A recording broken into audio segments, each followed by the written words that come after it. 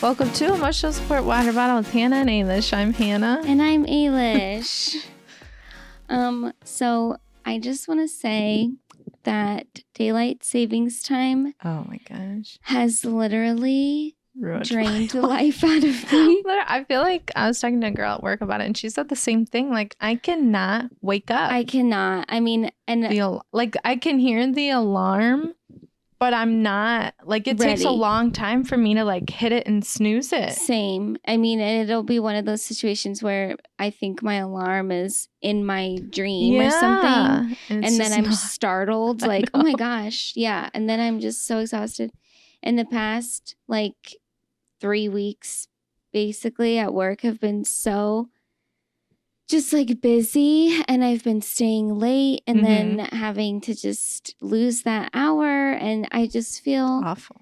Yeah, like I feel so depleted. I know. Like physically, emotionally, mentally, like I am so drained. I know. And I don't know. I mean, it's definitely like daylight savings time is just a factor in that, but same thing. I've talked to so many people and they're like, yeah, I don't know why it's hitting me so hard this year. And didn't we hear they weren't going to do it anymore? And then it's like, oh, just one more time. Right. It's like, it's been 7 more I know. times. Can we get rid of it? I mean, I do enjoy the daylight in the evenings more, but I hate it being dark in the morning, you know, and it's just, God, I know, and it's just so 1 hard. hour, but it really like throws everything off. I know. I mean, I seriously like this whole week. I mean, I've been horrible about our social media. So everybody, I'm sorry if you watch our stuff. It hasn't been there. But I just like have gotten home from work. Like usually like this week, it's been like at least 5 o'clock when I get home. Like I have to lay down and take a nap, and then I get up and I'm like, oh, I have to make dinner, and now it's dark. Wake up dehydrated. Yes, like I am just so sweating. And then I go to bed and I just still can't get enough sleep. But I don't know, like I've also just been in a weird mood where I'm just like I said, just depleted and kind of just like sad, and I don't know why, but I don't know. I feel like it's because it's in that weird, like, it's almost summer. Like, it's almost warm out, but it's still not. That really affects the mood, too. Yeah. I mean, I'm really just not on my game emotionally, but I'm just holding it all inside.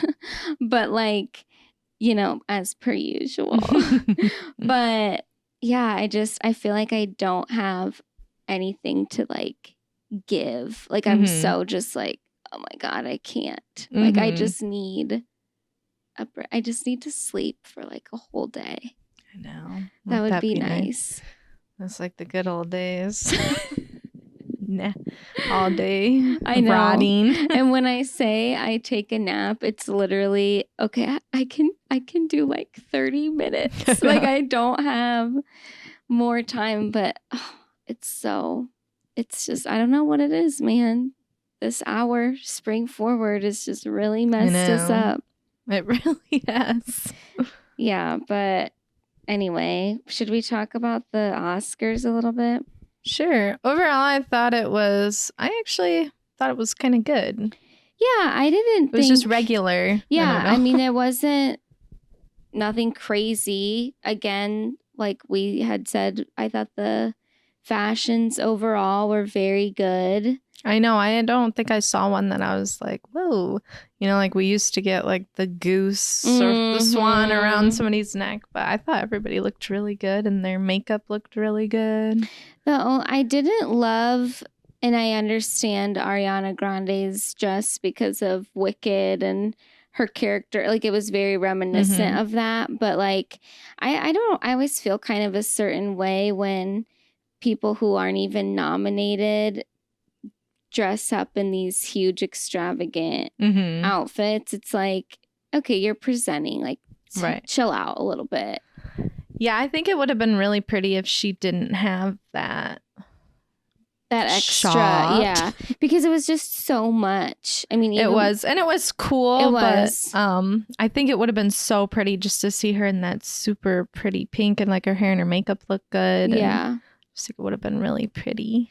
I'm so thrown off by her super light eyebrows, and I don't know if that's what's attributing to a lot of the talk about her. I don't know, maybe looking a little like ill almost because everything is so washed out. She changed her color season. Yes. And I don't know. I mean, I think the dark hair just looks so good with her complexion. And even in the past when she did blonde, it was still a little warmer feeling. And this is just more kind of icier. And I don't know.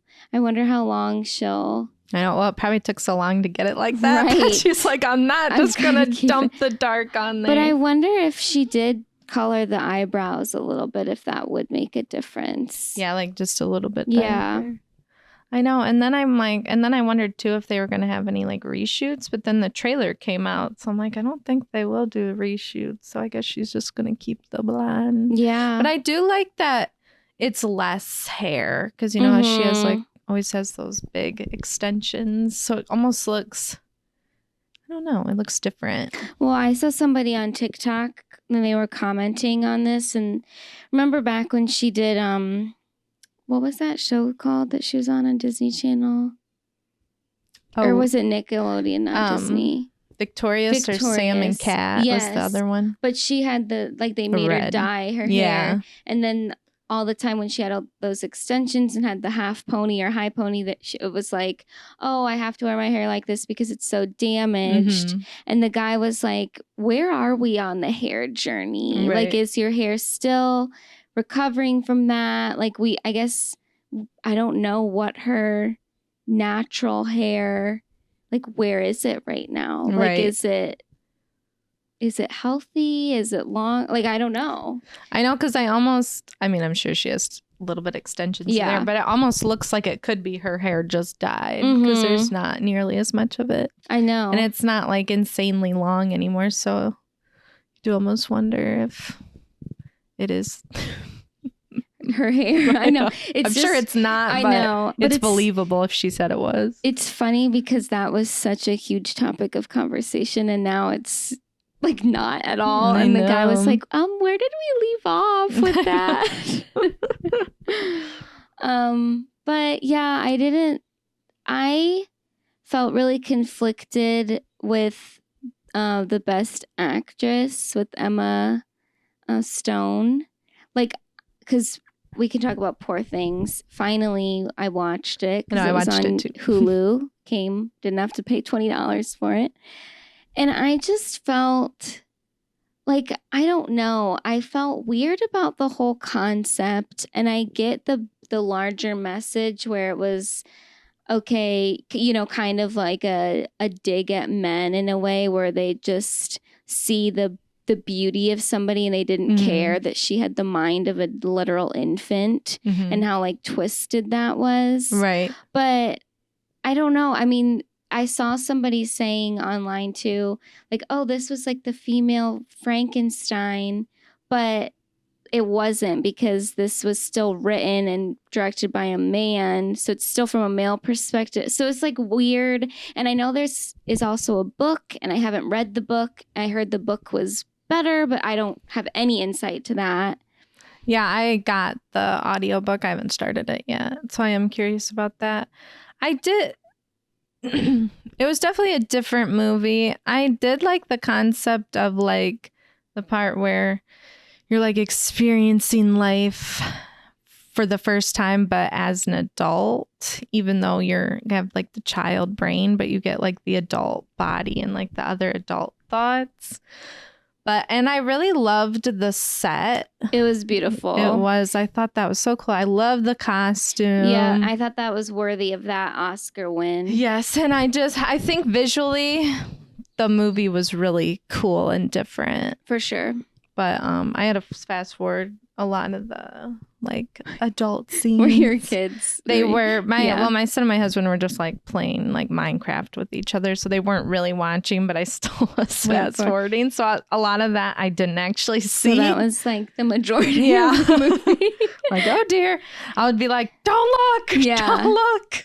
Well, but that's what I felt too. I mean, you know, when we've talked at length about purposeful nudity or purposeful sex scenes, and I just felt with this one, it almost was like, okay, how much longer is this gonna go on? Right. Like the whole like middle part of the movie, for me, it just felt like it was just repeating itself. Yeah, like the same like concept of her like having a, you know, taking control of that part of herself. Right. Which I think that could have just been condensed. Yeah. And I would have been more engaged with that. Cause I mean, I told you, like, I had to stop. I'm like, okay, like, I don't even want to stay up to watch this last 20 minutes. Like, I'm tired. I'll watch it later. And it just got a little monotonous there in the beginning or in the middle.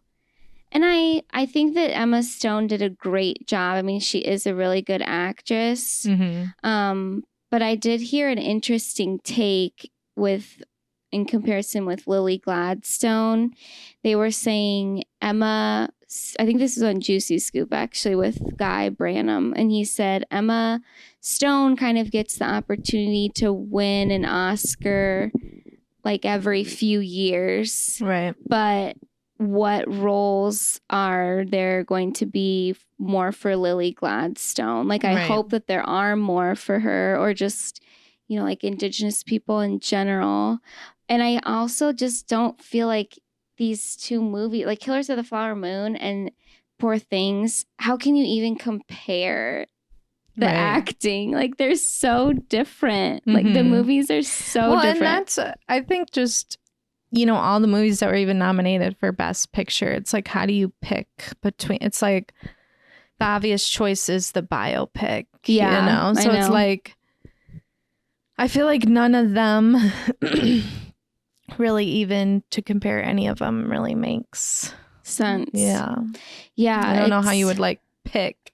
I know, I guess I could see like both arguments, like for the Lily Gladstone and Emma Stone, because it's like, well, Emma Stone's has been doing it longer, but I don't know if that matters or not. Like, I don't know how they decide all that. I honestly don't know either. I mean, we've discussed the voting thing, but you still just wonder, you know, and since the voting is done by people, you know, within the Academy and the writer and the like Actors Guild and all this stuff, it's like, are we biased? You know, I mean, I don't know. And I was surprised that Emma Stone did win over Lily Gladstone, because Lily Gladstone won the other ones, and usually that is the yeah. I know, with Oppenheimer winning Best Picture too. I mean, it is so hard. I mean, that was such a overall great movie with like visuals and everything. Yeah, like a lot of hard work. Yes. So I don't know if they kind of look at it like that too. Like, I don't know. Yeah, but it is so hard to compare, and especially when it is, like you said, a biopic or just something based off of a historical event, and you had to gather information from true sources and stuff. I mean, that is so just difficult to compare to a work of complete fiction. Right. So, yeah, I don't know. And we all know that, like, the Oscars love those, you know, historical films. They sure stuff. Do. Always.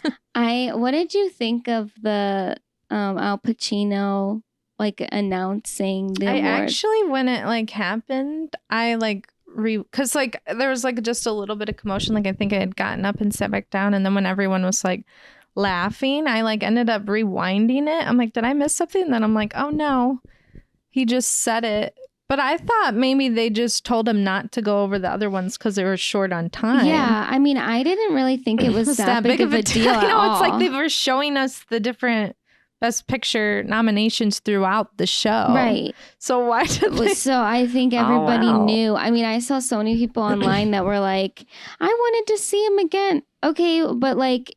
We've known who was nominated for quite some time. Right. We saw the clips throughout the whole thing. Let's just get to it. Yeah. Like, I didn't think it was a big deal at all. And then he looked confused and everyone was laughing. He's like, wait, what? Yeah. Did I misread And it? I mean, the way he said it, like, my eyes see Oppenheimer. I guess it was a little... It was, and then he like pulled it out and was like, yep. Yeah. You're like, oh God, was he wrong? Land. Right. Oh, how horrible would that have been? It would have been the La La Land thing all over again. Yep. But yeah, I didn't think it was a big deal. No, I know. I thought people were like, I mean, it was funny, but it wasn't. I don't know. I feel like they probably used reading out the teleprompter. Right. So like if they didn't have it on there. And there's no way he would have just been able to skip over every single thing. No. And yeah, they did talk about like, we want to be on time. So I didn't think it was a big deal. Me either. I feel like Ryan Gosling's performance. Yeah, that was really good. It was really good. It was fun. I still don't know how that song was nominated for an Oscar, but it was fun to see him do that performance. I think if it would have won, though, it would have been like, you're kidding me. I know. Yeah, it was a lot of fun. Didn't it? I don't know if I'm having like a really weird memory, but didn't he used to have a band? Yeah, Dead Man's Bones. Okay. I loved them, actually. I mean, they only had like one album, but I was obsessed with them back in the day. Yeah. So there's so many people that are like, oh my gosh, Ryan Gosling. Mm-hmm. I'm like, well, he actually can sing. Like he like sang in La La Land. Yeah. Why are people acting like it's just out of nowhere? Yeah, like he does have a voice. Right. But yeah, the performance was fun. He sounded really good. He did sound good. At first, I didn't realize that they were doing like a nod to Marilyn Monroe with Diamonds Are a Girl's Best Friend with like the men in the sash.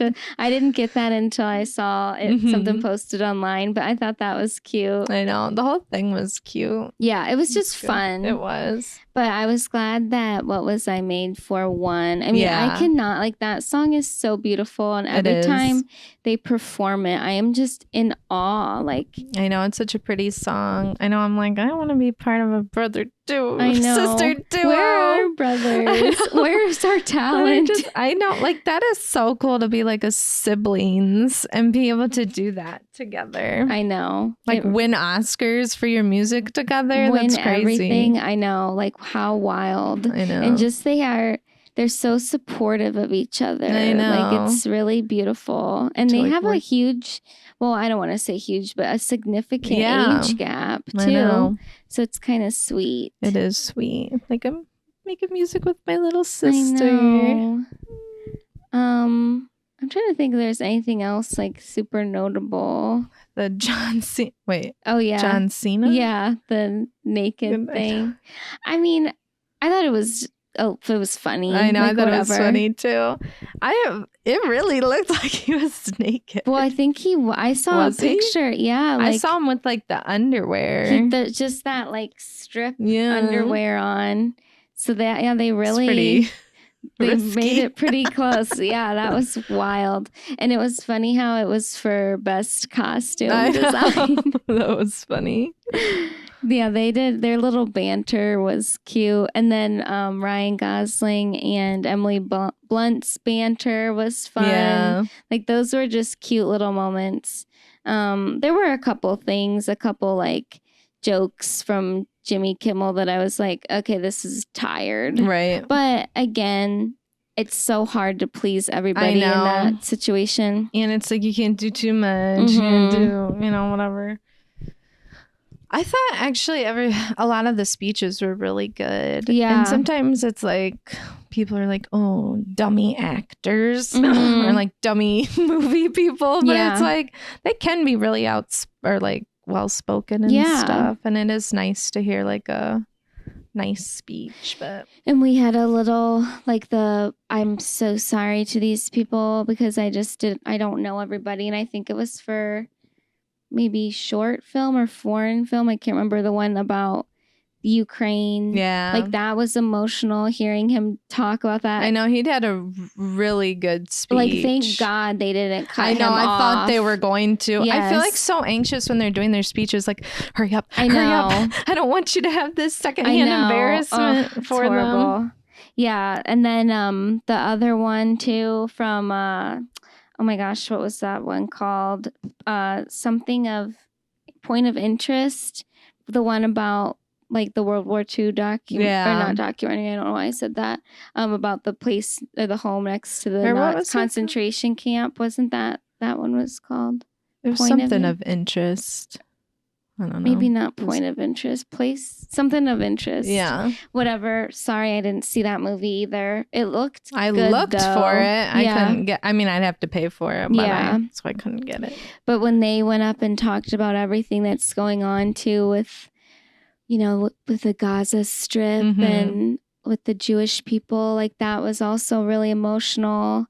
And I feel like we put so much emphasis on the big Hollywood people, and we kind of forget that, you know, for those, like, these people who were involved with these beautiful movies, like, a lot of them are actually normal, you know, like, it's the people behind the scenes, like, they don't all live these super glamorous lives, and like, winning this award for them really is such a huge deal, and it does give them a platform.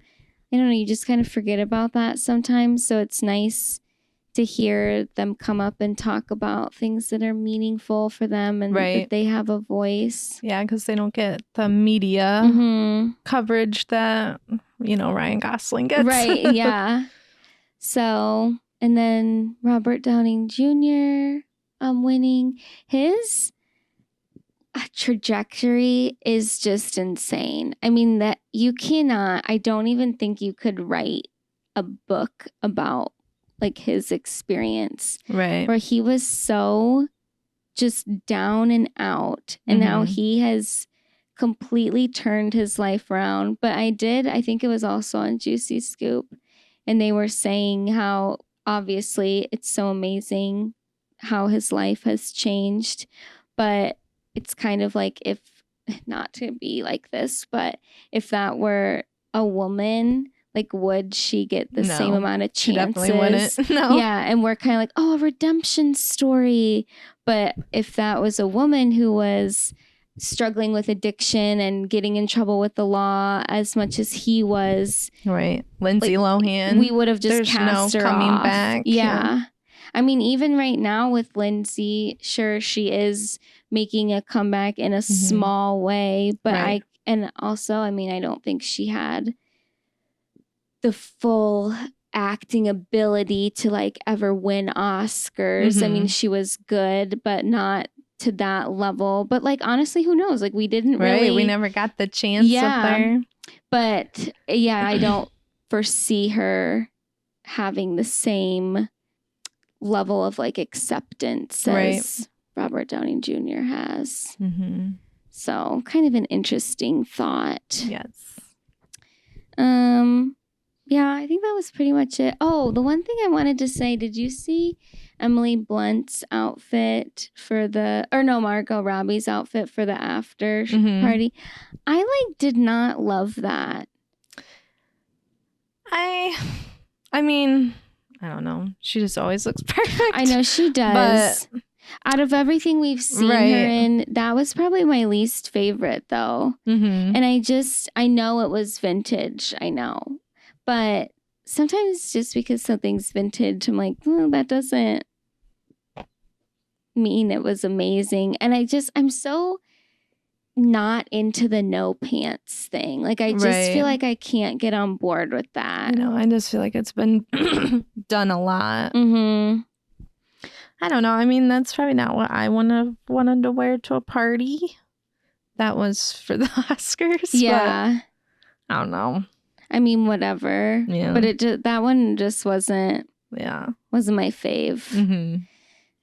But yeah, I thought everybody else looked good. And like the sheer dresses with like Florence Pugh, I feel like that's just her thing now. Mm-hmm. She's just going to eternally be showing the nip, which is fine. Mm-hmm. But it's just, I'm a little tired of that too, except Kendall Jenner's. Like, I loved that dress. Yeah, that was pretty. Like, I just think everybody looked so good. Like, there wasn't anybody there else. Wasn't there like, wasn't. Dang. None of the heavy hitters we constantly saw pictures of. I thought looked bad. No, it was all just pretty. And isn't it crazy too? I feel like everybody is going towards that.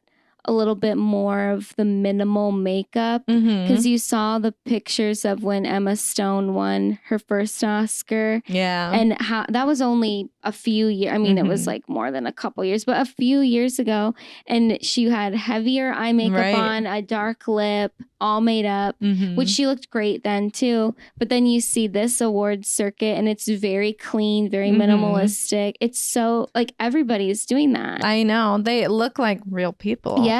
Isn't it weird? Like filtered crazy. I know. Like, oh, you have real skin. And it's not even bad skin. It just looks like, your friend with makeup on. Which is nice to see. It is. And it's just nice too because, I mean, even if I'm going out or something, I don't do heavy eye makeup or, I might do back a lip. In the day. Yeah, back in the day we would. But I guess it's just changing of the times. I know. Well, I mean, it feels better. It takes less time to like cake it all on with the contour and like so much. And it can be more flattering too. It can be, especially in like a picture. Yeah.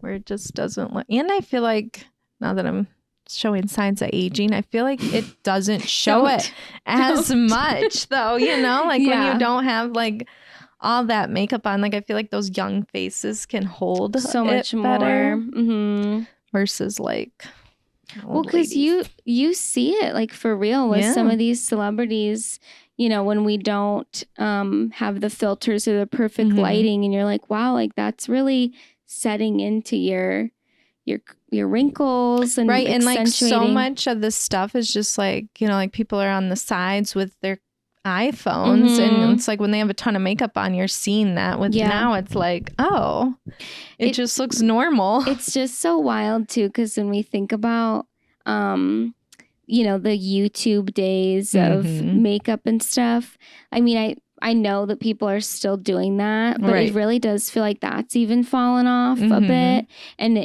And back 10 years ago, it was very much like, this is my makeup for the camera. It looks good with my ring light. It looks good filmed. And it is a lot of makeup. Like if you saw them in person, it would have been extremely obvious that they had like freaking 10 layers on. And then the overdrawing on the lip. Like you're definitely going to see that in person. Yeah. I even like tried to do that a little bit just recently with my like Cupid's bow, and I immediately was like, no. I know, like you can see it, like, but if you were probably taking a video of yourself, you wouldn't, but in person, you're like, I can't go out looking like that. It's gonna look like ridiculous. That I didn't have a mirror when I did this. I remember there's like TikToks of that. They're like, but turn to the side. Then we'll see it. I know, that's funny. I know. I like it though. It's like pretty. And like I said, I feel like it makes people look like younger. Well, that's what we talked about with Kylie Jenner too, with her, with when she had so many more fillers and stuff in her face. You're right. Like that gives that more youthful, plump look, and that can hold more makeup, it seems, than our natural deflating skin. I know, right? Those some big face. Speaking of Ariana Grande, did you end up listening to her album? I did. Me too.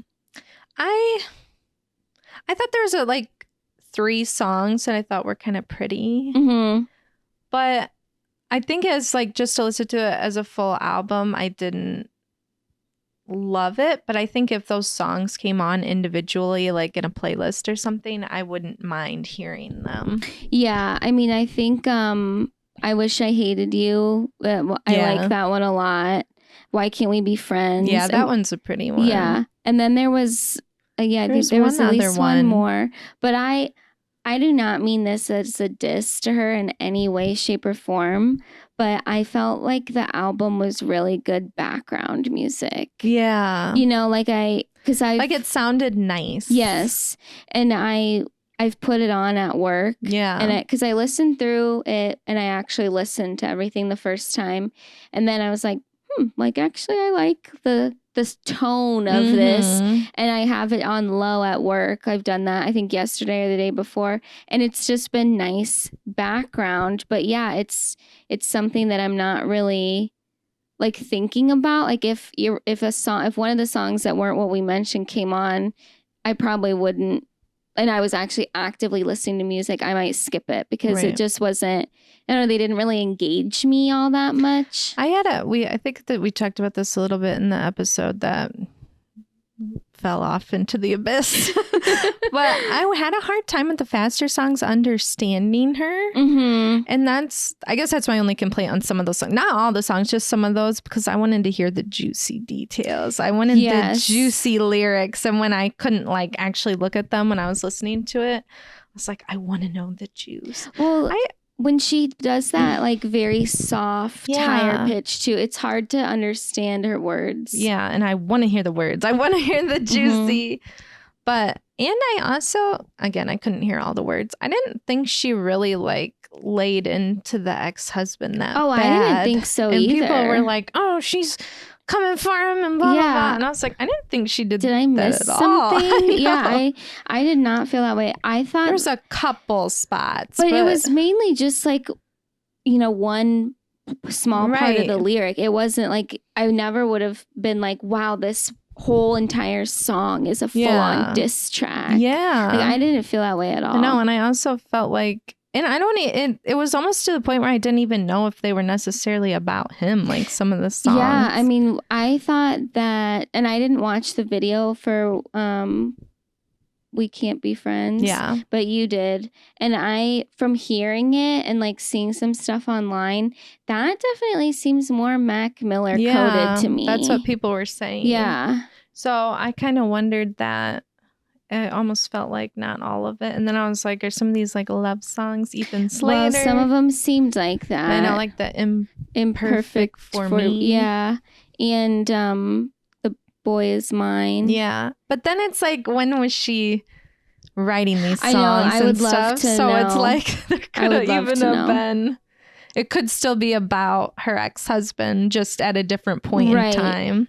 Yeah, we'll just never know. And then she came out with that statement of, everybody needs to lay off. Calm down, kids. But that's what's so kind of frustrating is she knows that this narrative is out there. Right. And it's like, unless you are fully coming out and saying, this song is about this person, this song is about this event, like people are just going to speculate and then they're going to hate on the person that they think you're talking about because they feel that they wronged you. Right. And if I knew more Ariana Grande lore, then I would definitely be like, same. This has got to be about. Right. But I don't know a whole heck of a lot. I'm not like the deep. Yeah, I'm not a super fan of hers. Right. So I actually think this is probably the first time I've ever listened to one of her albums completely the whole way through instead of just picking and choosing songs. I really like Thank You Next. Or wait, is it called Thank You Next? That album? And Sweetener. I thought those were good albums. Yeah, I don't know. I mean, what was I going to say about this? A thought came in and then it left immediately. Oh, well, it must not have been that important. But the Mac Miller stuff, I think that just still affects her so deeply, though. I mean, that was just rough. Right. I mean, I can't imagine like being in her situation. And it just seems like they had a real connection that I think a lot of people like didn't really like. We didn't get to see the fullness of that connection or understand the connection. I remember what I was going to say about like her relationships in general. Like, I think it's a little difficult to listen to some of these songs or some of the parts in songs that maybe could be about her ex-husband, Dalton, because, I mean, you're just kind of like, well, you guys rushed into this. Right. You know, this all happened through COVID. All of a sudden Seemingly rushed through it. All of a sudden you guys got married and then, oh, it didn't work out. Okay, well, I'm not that surprised. Right. You know, like then the veil of COVID was lifted and you guys went back to real life. Right. Like, I don't know. It's just kind of hard for me to feel full on sympathy for her with her relationships, just because I appreciate how she falls so hard and feels so deeply. But it's like the same stuff repeats itself and you're like, okay, like, another one didn't work out. All right. But I don't want to hear a whole sad sob story because it just isn't that surprising. Right. You know, no offense, Ariana, if you listen to this pod. But, you know, I don't know. And the one, if songs are about that Ethan, then it's just kind of awkward with the wife. I know, I guess I was kind of like, that's why it was kind of, some of those songs that we're assuming are about him were so vague that it almost was like, you know, well, I mean, there was one that I almost thought might have been about him because she said something about the movies, I think, aligning. And then I'm like, is she talking about Wicked? I don't know. I know. I really want to go and see like who is credited with writing these, when were they written, which we don't know. We're never going to know that unless she tells us. Right. But I mean, I would love to know the timeline. I know. And then there's like one song where she said something about 5 weeks. Like I had an encounter 5 weeks or something. And I'm like, and I think I was like, oh, that's about him. Yeah. Like, but I don't know. That stuff is kind of confusing, and it wasn't really addressed in the music, which I was kind of hoping it would be. Yeah, I guess I expected this to more be like a full-on breakup album. Yeah, or like it really wasn't. More personal. Yeah. And it wasn't. And I do like when albums have like a theme. Me too. But I didn't. Like, I felt like the theme was there, but it wasn't. And I don't know if, like, I don't know. I wanted something different, but it's fine music. Yeah, it is. It just like want that juice. Yeah, I don't know if we're going to get it, though. Definitely not going to. No. I didn't watch Saturday Night Live, but I saw clips of her performance. And I can't remember if it was... I think it was for We Can't Be Friends. And she kind of was singing it in like a lower register. And at first when I heard it, I'm like, what the heck? This doesn't sound like why is she singing it like that? But then I listened to it a second time and I'm like, actually, you know what? It's kind of refreshing to hear her not singing in that just super breathy, high-pitched voice. And it almost sounds a little like you can appreciate her vocal range a little bit more. I know, because she is so talented. That's why she gets away with everything. I know. I saw, oh my God, it was so funny. This woman, because on TikTok, everybody's been like so conflicted by, okay, what you did was so wrong, but we really like a couple of these songs. Oh, no. And I literally in my head, I'm like, you know what? We don't even know what Ethan Slater was telling her. I mean, he was probably telling her like, you know, things around the rocks and stuff. And I'm like, no, you know what happened afterwards, even if he did tell you that. I know. This woman was watching the music video and she, you know, in the TikTok, she's like crying. Who knows if she really was or not? But she's like, I just don't understand like what I'm feeling. I'm feeling so conflicted. Like what you did was wrong, but this song is so and good. like honestly, and there was like I can't remember what the song was or whatever, but it felt really more reflective than I thought it was going to be. Like, and it seemed to be about her and Dalton. And I was like, oh, because she's like, I wish, I did screwed up too. And like, I'm like, well, I thought the I wish I hated you. Yeah. Like that one. And I mean, how true is that though? Like when a relationship kind of fizzles out and it wasn't because somebody did something wrong, it just fizzles. It's like that really is that super sucky feeling of like, I wish I did hate you because it would make this so much easier. So that made it seem like, nobody cheated, nobody did anything. Right. But like, just wasn't working. Yeah. I know. It was. Yeah, I know. I'm like, well, I know. She must be so charming, like in real life. Like she gets these guys. Anybody she gets wants. away with kind of like everything. Yeah. And so, and her freaking music was charming. Well, and like you said, she's so talented that it's easy to overlook stuff. And you literally can't even be like, and she's a trash singer. I know. It's not true. She's amazing. I know.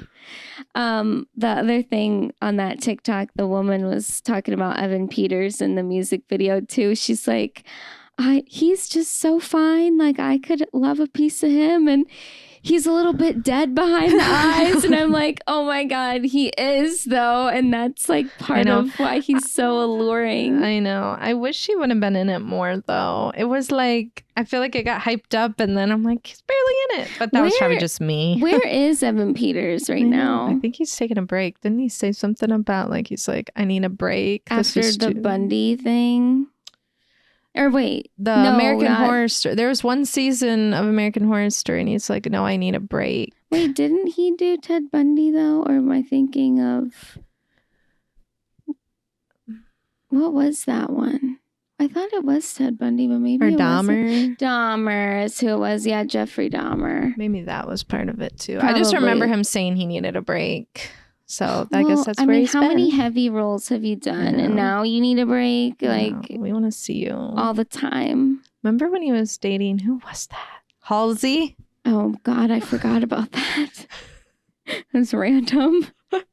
Well, she likes those dark boys too. And then Evan Peters was also Good Luck Chuck because Emma Roberts and Halsey both had kids after they dated him. Him and Emma Roberts, what a tumultuous. I know. He didn't deserve that. No. Getting beat up breaking by his her. Poor little heart. Beating him up. I know. Poor Evan.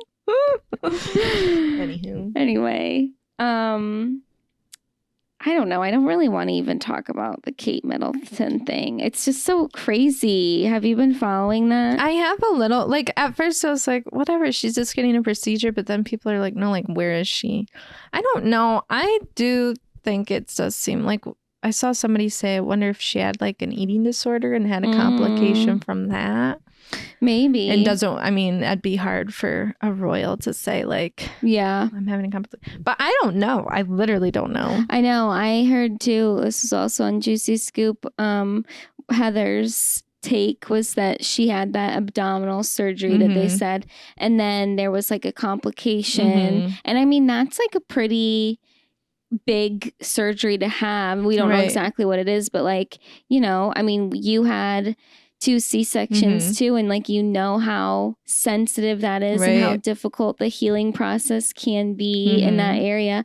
Like if something, she is very active in the stuff that they do, and maybe she really does just need to take downtime, or maybe she pushed it too much right after and had a complication. Like I don't know, but I watched Watch What Happens Live last night. Did you see it? I did watch. Yes. So, I don't think I watched all of it, but I watched some of it. But Andy asked him about it, and he's like, there's what did he say? Like a -0 chance that she could be dead. Right. Like, and it, like, I don't think that she is. Right. But it is just so much mystery behind this. It's like we literally don't know what is happening. And then the Photoshop situation. I know, that was bizarre too. Why wouldn't you just use an old picture and be like, Happy Mother's Day, and just like a picture of her sitting sweetly? Why did it have to? And I have never like heard of the Associated Press like saying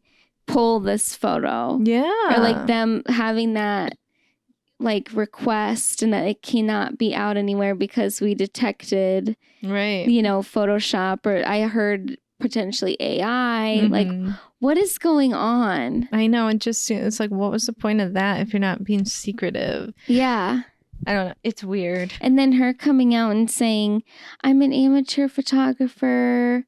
Like, Kate, I don't think you're So you took that picture yourself? Yeah, and I don't think you're editing it on your computer either. And they never comment on stuff like that. So it was weird. I know now. And then I'm like, I know.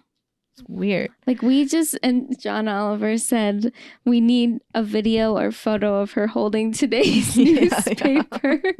Like, we just need to know for sure. It's just kind of crazy. People with their conspiracy theories. I know. There's a lot of them. I know.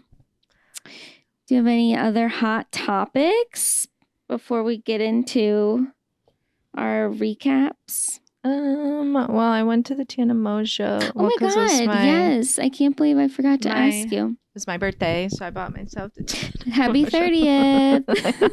Thank you. Since it was a big birthday. It was really good. The live show was so good, and did you go with your husband? Funny. No, I ended up going with because initially when I got the ticket, they were in a different venue. Oh, really? And there was like one ticket. Like, I'm not even kidding, one ticket left. So I got it, and then they moved to a bigger venue, and there ended up being a few tickets left, and then my mom ended up getting one. Oh, nice. And then we couldn't sit by each other or anything, but it was really good though. They were so funny. And does your mom listen to them too? She has, but I don't think she would have done it on her own. Go to it, but it was good, and they looked so beautiful. And I have honestly, like, in my life, have never met another Tana Mongeau fan, so it was interesting to see like what they looked like. Room full of them. And like they look exactly the way. Like, I guess I wasn't thinking about it, but they do look exactly the way you'd think they'd look. But they told one story that I thought was kind of interesting was because Tana likes the Peppa Pigs, and like people would give her Peppa Pig, and they said that they were on the they like had stopped at I can't remember what it's called. Dang it. Oh, well. Buc-ee's. Does that sound right in Texas?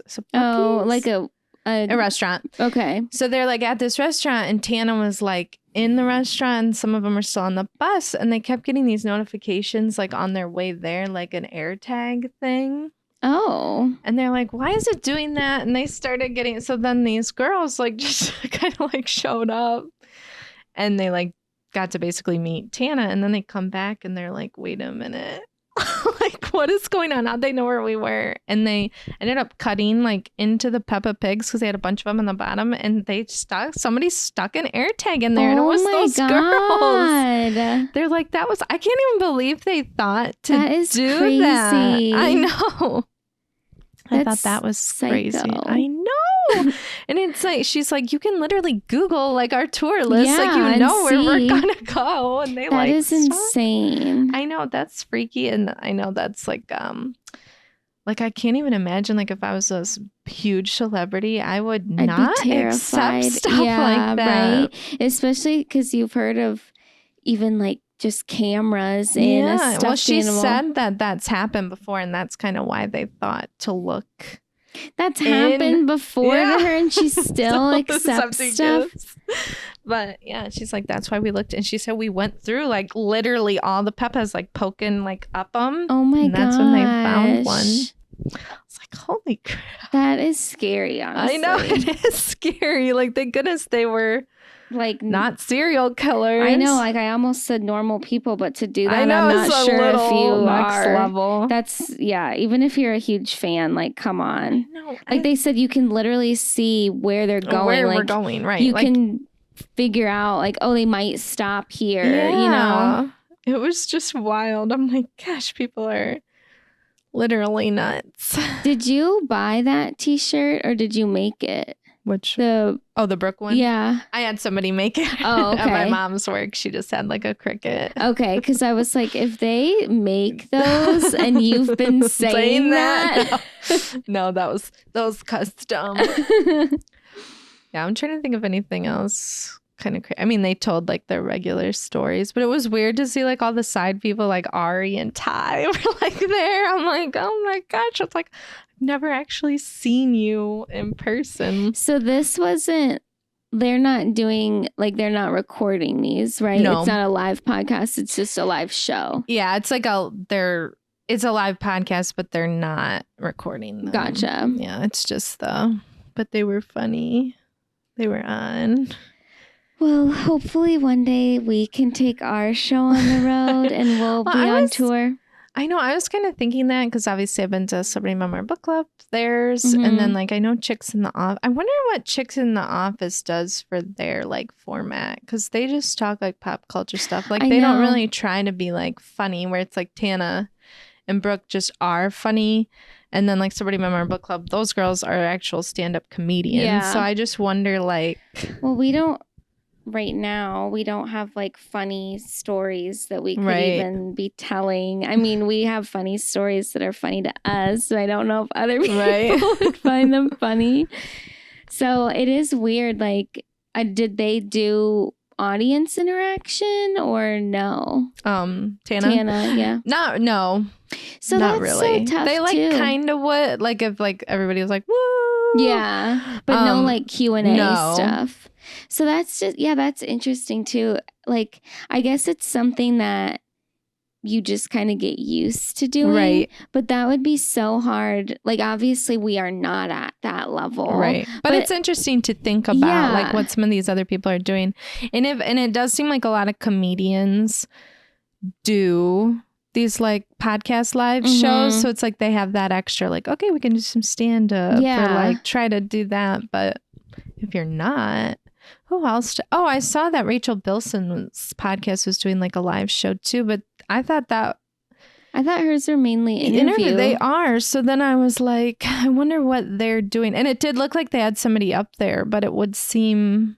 Well, it was kind of cool when Alex Cooper did hers and she had different guests and stuff. Yeah, because that's true too, because hers is, she's not like a stand-up comedian either. But that's where it's so hard. I mean, again, we're not talking about going on the road, but if we were, say that we were and we went tomorrow on a tour, like, could we just sit in front of a bunch of people and talk like we're talking now? Would people want to hear that? Would we have to do Q&A stuff? Would we have to do an interview? Like, I don't know. Or like come up with material kind of. Or like I know. I wondered that too. Like, I wonder what some of the other people are doing. And then it's like so hard because their shows are always like on lockdown. Like, no, you can't. So I'm like, I just want an example. Yeah, I know. Yeah, I think, well, that's why sometimes I feel kind of like, I don't know, not excited to go to those types of things because I just have no idea what to expect, kind of. And sometimes it's different to listen to the podcast versus to have it in person. You're like, well, is it going to be the same? Like, I don't know. I know. I'll definitely say with Tana's, I didn't know what to. I feel like my expectations weren't anything. Like, I would have just liked to stare at her. Yeah, like with her. But I do feel like it was exactly what I would expect it to be. And they were funny. And they had funny stories that like with like name drops and stuff, which was kind of fun. But it's just like and she's also been in the industry for so long too that she has so much material, and like her experiences have kind of been so crazy, like who she's been around and what she's been able to do, and her trajectory from her beginnings to now, that she definitely has a lot of material. Yes. You know, like just talking about her everyday life is interesting. Yes. And she has such a long experience of doing stuff like this. Like this isn't even her first time on a tour situation. So it's like, I don't know. I guess that one's not a great example, but. No, but it's, I mean. It was fun. Yeah. I loved it. And I loved breathing the same air as her. Actually, when I sat down, it was like not even that, because I went through the merch line, got a shirt, and then sat down, and there wasn't like a ton of people sitting where I was. And of course I had like a loan ticket, and I sat down next to two guys and I was really thrown off because they looked, I mean, I couldn't tell if they were gay or straight or anything. And I'm like, oh, well, she's hot. I'm sure they're here for that. And then I like sat down and it was super awkward. And then I'm like, so you've been a Tana fan long? And then it was like, got into it and he was gay with his partner or whatever, which was totally fine. But it was so awkward at first. I was not expecting to see guys there, I guess. And I wouldn't either. No, I was like, oh. And then it was so funny because we were talking about like the old stuff. And then when she came out, we're like, I can't believe it, and I definitely cried. I'm oh my God, you did? I did a couple times because it was like, I don't know, I've just been such a fan for so long. Yeah. And I never thought I'd be able to like meet her because she isn't like filming movies or at, and then, but it was like so amazing. Like I was just like beaming. And then the girl next to me, this is just, she was like, do you care? Like, I've never had anyone ask you this. She's like, do you care if I vape? Nobody ever asks you if you vape. And I was literally like stunned. And I just like stared at her and I was like, she's like so long. And then she's like, if you don't want me to, I won't. I'm like, it's fine. It's just like, I've never had anyone ask you. You were just so thrown off. Stunned. I know. I'm like, I didn't think people cared if they just vaped in your face. But that was nice that she asked. know, and then I said, thanks for asking. But anyway, but the vibe was still like good. Good. And they've had people they were talking to about people storming like the stage. Oh, really? Yeah, they said the one time a girl like ran up, she had like mace but then security ended up getting her. And the other girl was like drunk and like just held up like a selfie. It was just like, and then they're like, okay. And then she got taken by security too, but she was like super drunk and not like bad, but they're like, we could see everyone's heads.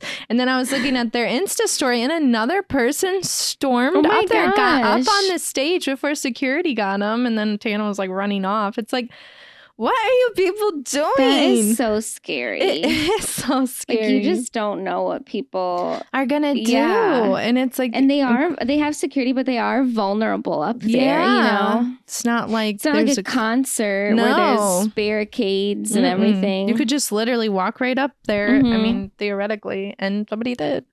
But wow, it's scary. Plus with like Christina Grimmie and stuff, it's like, oh my God, yeah. So freaky. But anyway, it was good. That's so I wanted it to be.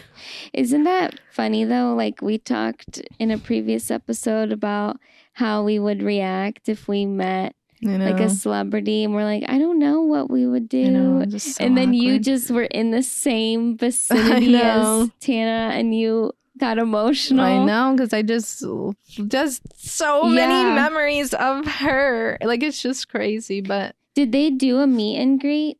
I couldn't tell, because that was funny. Me and that guy were talking about it. We're like, we've seen people like taking pictures, and then we're like, but we don't know because they aren't always in the picture with them. So I couldn't tell, but the venue was, I mean, it wasn't like huge, but I mean, there's probably like 1,000 at least people in there, and that just would be crazy to do a meet and greet. So I don't really know. So me and him were like, we couldn't figure it out. Well, I feel like if they didn't have it as a ticket option, then they probably didn't do it. I know, that's what I was thinking. But then I did see people in pictures with them, but I don't know. Because could have been like a hookup, you know, like my dad works security. Yeah.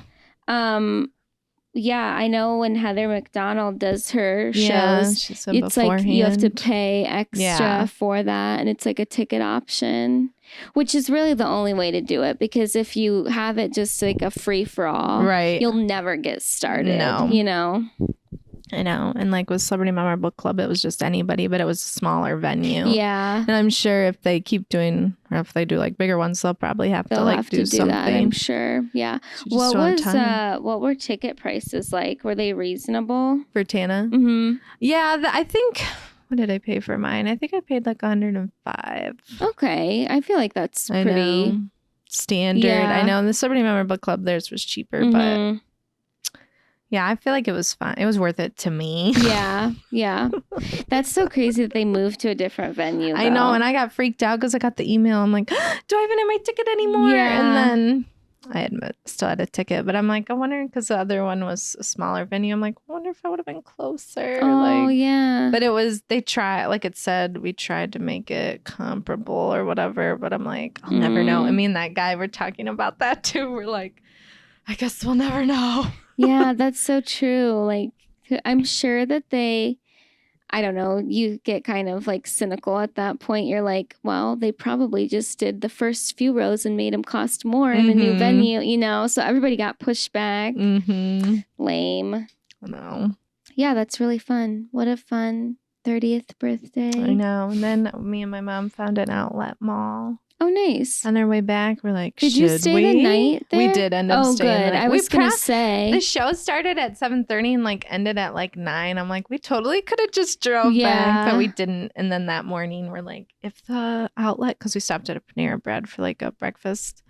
And we're like, if it opens at 10, we'll stay and shop. If it opens at 11, we'll just go home. And it opened at 10. Perfect. And it was kind of fun just to like shop around. Yeah. And like everybody was so friendly there. And nice.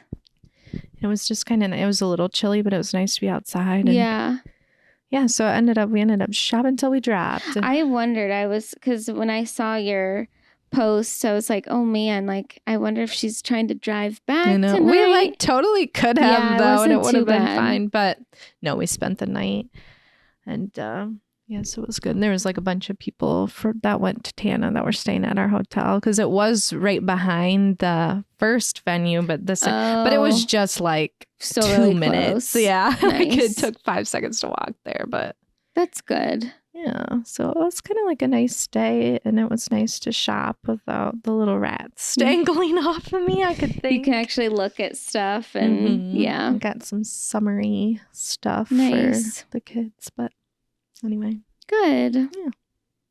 Well, should we take a little break? Sure. Okay.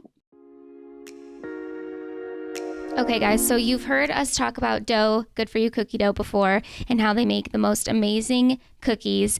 But now that the weather is starting to warm up a little bit, we're moving into spring, I don't really want to cook with my oven as much. I don't want it to get super hot in my apartment.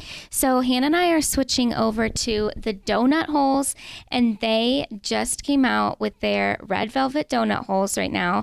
But the best thing about these guys is that they are not made with any red food coloring. We don't like the dyes. We know that's not good for us. They're in the perfect little bite-sized pieces with that delicious frosting over the top, and they're still vegan and gluten-free, and it's made with less sugar, and they're just unbelievable. It's the perfect snack. You can put them in your lunchbox when you're going to work. You can have them when you're watching your favorite Bravo show. They are just so delicious.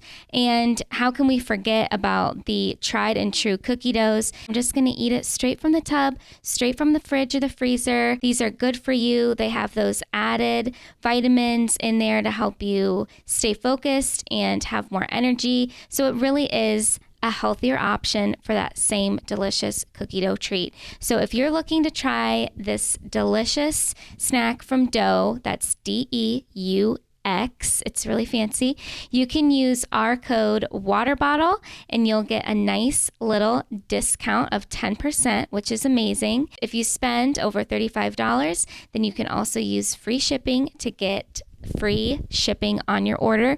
So again, use our code WATERBOTTLE and you will enjoy an amazing 10% off from dough. That's eatdough, DEUX.com. And we're back from our break. All right, Vanderpump. I wrote a lot of notes here, but it was mainly just for like me to remember stuff. I really enjoyed this episode out of all the ones that we've seen so far. Yeah. you sound less than enthused. I just don't know.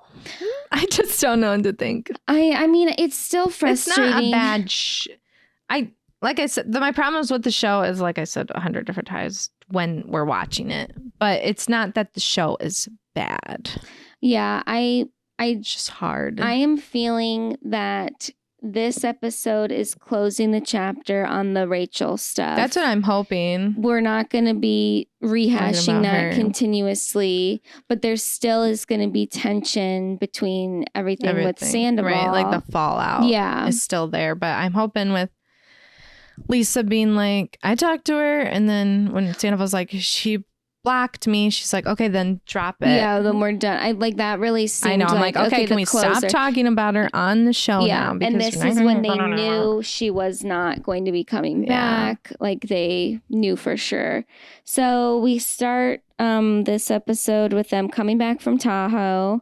I thought it was funny when Tom Sandoval gets back and Anne's like, I'm going to see the Barbie movie with my friends, so that's why I'm dressed like that. Like that felt like us when we got dressed up. We're like, we wouldn't usually wear this, but I just thought that was cute. And then it was weird to me how Tom was almost like bragging to Anne. Just a pause. What a summer. Barbie movie came out. Sandoval fallout. Just Taylor Swift. It's just like, what? It was jam-packed. It was jam-packed. We're gonna be looking back. That was a movie. 2024 summer was a movie. When would that have been? Like, when did July? Yeah. Right? July would have been when Barbie came out. Barbie, Taylor Swift. So, yeah, it's fun to like think about the timeline. It's frustrating, but like, just knowing, okay, this is when this is happening. Such a that year or like that summer will go down in like pop culture history. Oh, for sure, because so much was happening. So much. It was like looking back. For people who care about pop culture, it was almost overwhelming with everything that was going on. I know. Anywho. But yeah, he's almost like bragging to her, like, this is my comeback. Everybody's welcoming me. It felt really good. Like, dude. He's truly delusional. He is. And then how he goes, all right, well, I'm going to go journal now. Yeah, go journal. As if you write, nonsense in there every day. Like, come on. It's just such a diluted, delusional like recap of your day. There's no real reflection in it, which is stupid. Anyway, then Lisa and Scheana have a sit down conversation and we see little Donut again, which I think it's like funny how we're random. Like, is Donut gonna become a main character? Like, why do we keep calling Donut out so much? Like, she doesn't. The last dog she did that with was like Jiggy. Right. So it's just funny to me. This is her new baby, I guess. But Donut is so cute. Like, I love looking at it. I know. But I also want to know what it looks like when it gets washed. It'd be so tiny. I know. And rat-like.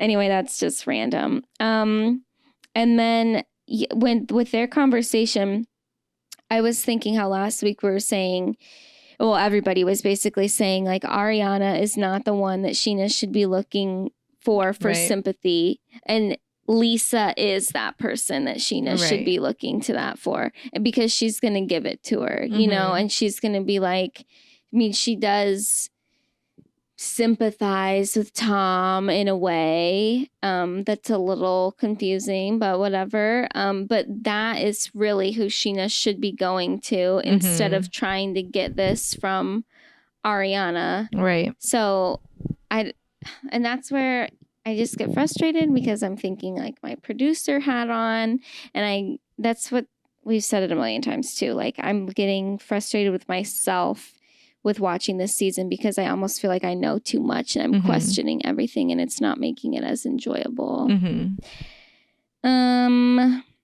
The Dancing with the Stars thing that Scheana brings up again, like, it's never about me. She said I was prepping with dance classes in case.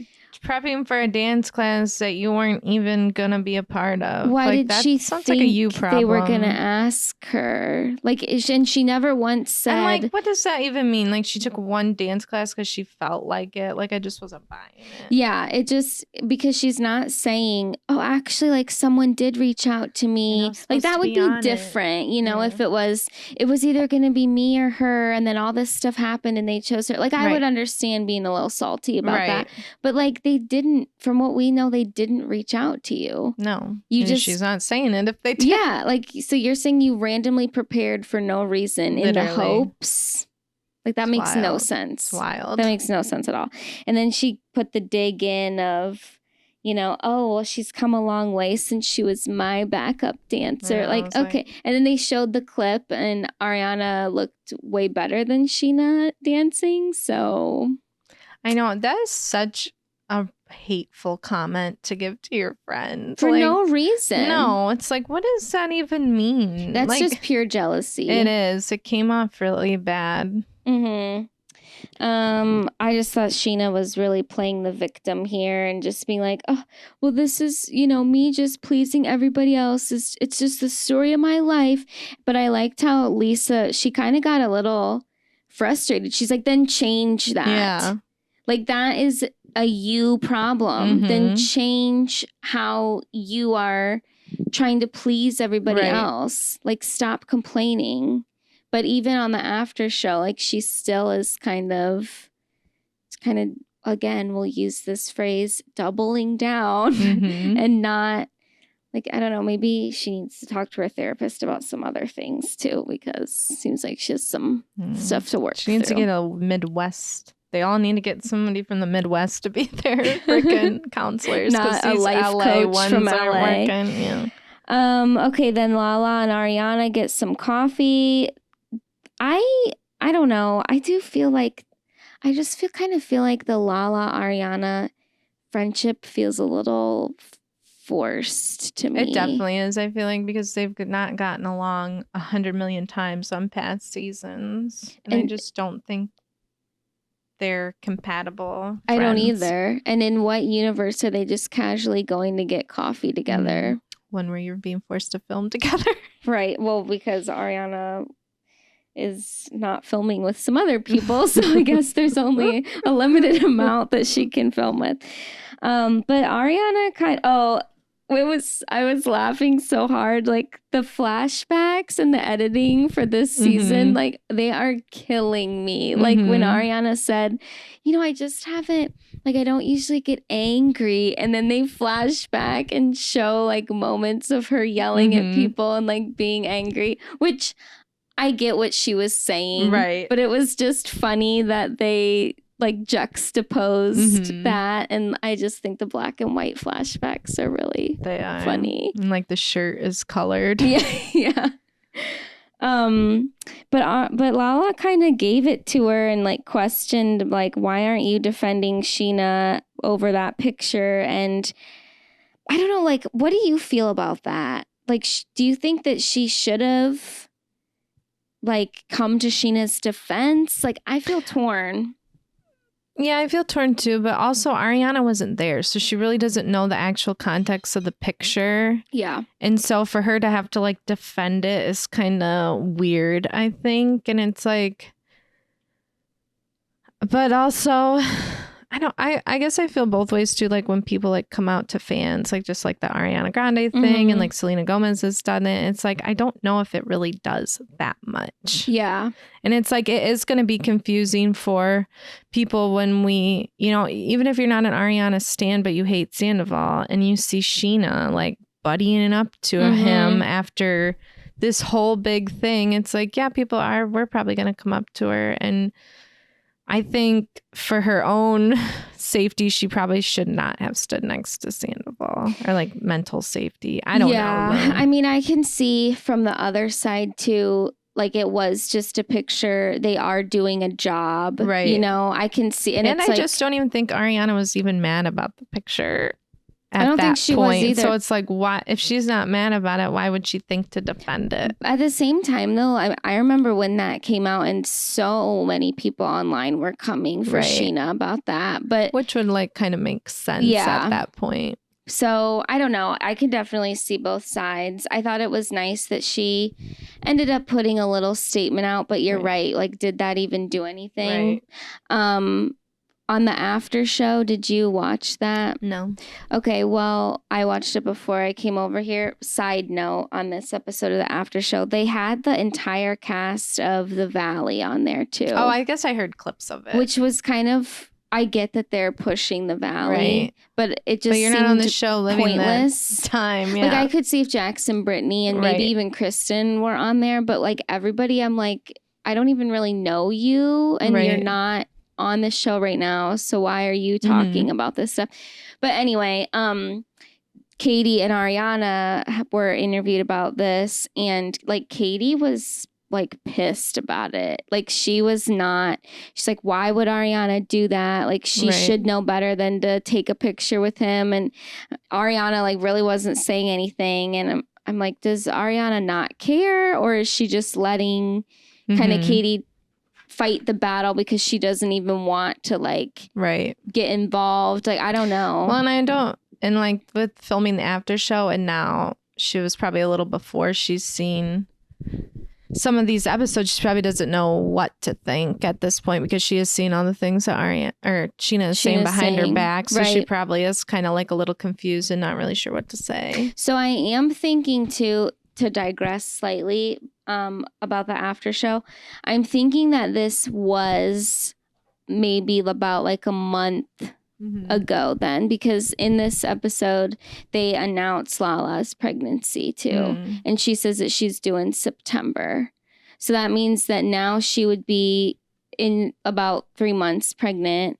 And then she said, oh my God, I can't remember if she said in like 2 weeks she was going to find out the gender.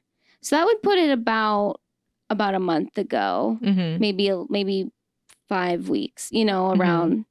So that's interesting too. Like they are seeing quite a few of those first episodes and then having to talk about it. She probably would have said something different had she not been seeing these episodes. Right. And on Watch What Happens Live, Ariana did say too, like after watching these, some of the things that Scheana's been saying have been really hurtful. Which I agree. Like in some of those confessionals they are. And even I think this is also like digressing a little bit, but even when Scheana says, I think that Tom Sandoval was more upset about losing my friendship than the relationship. That is extremely hurtful. Even if that's true. Like, why would you say that? It's so, and what a way to make it. Like, that is beyond making it about you. Well, then all this time she's like, it's never about me. It's never about me. You've been trying to make this whole thing about you time and you just again. Did it. Like, that is so hurtful. Like, that would be, some of those things she's saying about Ariana would be kind of hard. This is going to be a good reunion, I think. Yes, it will be. I don't even think that Scheana's aware of how it's coming off. It's like, do you realize what you just said? Yeah. Oops. Well, I guess I don't need it. So, and then I liked how when Scheana, oh my God, can I pull it together? When Ariana and Lala are talking about the picture thing, and then Lala was like, okay, but you have to understand, like, Scheana did lose a best friend. And Ariana right away was like so did I. I lost 2 of them. Right. Like, hello. Like, come on. I like even the whole conversation with Lala's like, come on, like, feel bad for Scheana. It's like, hello. Right. And this happened to me, not Scheana. Obviously, and she can feel bad for Scheana, but also she's going to feel worse for herself. I know. Why should Ariana have to be the unemotional support for Scheana when she's going through something huge? Yeah. And it's not like Ariana right now has completely cut Scheana off. Like in this season, she's still hanging out with her. She's still saying she's one of my closest friends. Right. She's not like icing her out in any way. It's like they're making Ariana the villain for what? And standing up for Sandoval. Like, what are you doing? It's so silly. And then... And I do like that clip where it was like Ariana being like, who else from the cast should be on Dancing with the Stars? And she says Scheana. It's like... Yeah. But you're saying, oh, she come a long way from being my backup dancer. Yeah. Like, she knew how much I wanted that. And I was happy for her. But, like, no but. Just be happy for her. You, like, keep those feelings to yourself, I know. honestly.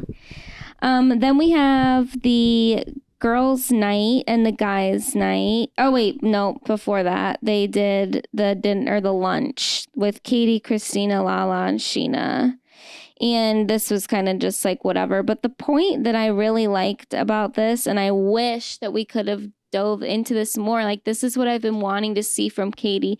She got a little emotional when talking about the Jax and the Tom Sandoval stuff. And she was like not giving 1 inch to what Lala and Scheana were saying. And she's like, these people have been horrible to me. Like the things that Tom Sandoval has done, he turned my husband against me. I mean, like, and you could see the tears welling up in her. And I'm like, please, can we go there? I know. Please. It's like, no, it's Sheena's feelings we're worried about. It's like, again, why are you this type of that's what just doesn't make any sense. Why would you want to defend this type of person so badly? I know.